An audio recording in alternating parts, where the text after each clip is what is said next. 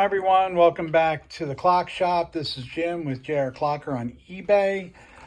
Today we have a Hermle 1151-053HS. It was made for Howard Miller. It's a 94 centimeter.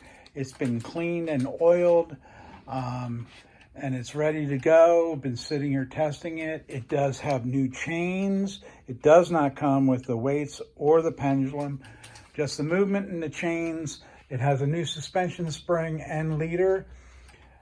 But anyway, it's all ready to go. You can see it in our eBay store. Please subscribe to our YouTube channel, and you can catch us on Instagram. Thanks for coming by.